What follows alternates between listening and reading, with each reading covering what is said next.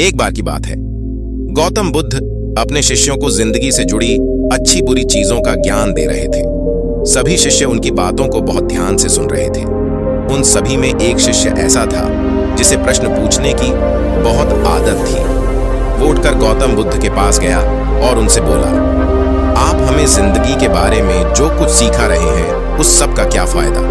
क्योंकि हम में से बहुत से बच्चों को ये भी नहीं पता कि हमारे जीवन का मूल्य क्या है और ये जीवन हमारे लिए कितना कीमती है। पहले आप हमें ये बताइए कि इस जीवन का मूल्य क्या है।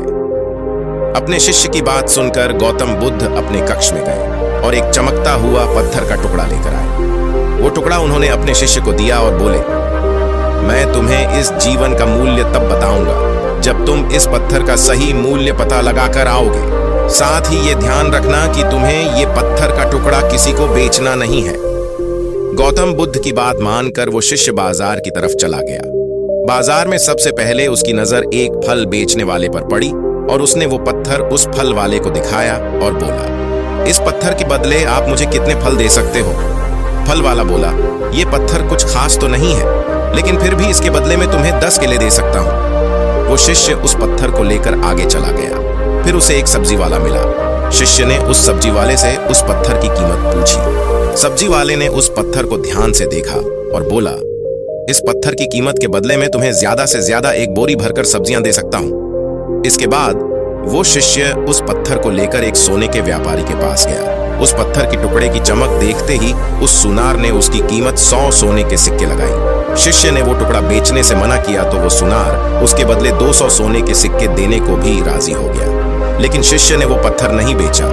इसके बाद वो शिष्य एक हीरों के व्यापारी के पास गया और उनके सामने उसने वो पत्थर के टुकड़े को रख दिया। उस पत्थर को देखते ही हीरों के व्यापारी ने एक साफ कपड़ा बिछाया, उस पत्थर को उसके ऊपर रखा, फिर उसकी परिक्रमा की और हाथ जोड़कर उस पत्थर को कपड़े में लपेटते हुए वो बोला, तुम जिसे मामूली पत्थर समझकर उसकी कीमत पूछ रहे हो, असल में ये एक बेशकीमती रूबी है।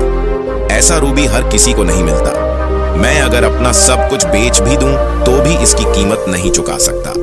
उस व्यापारी की बातें सुनकर वो शिष्य हैरान हो गया।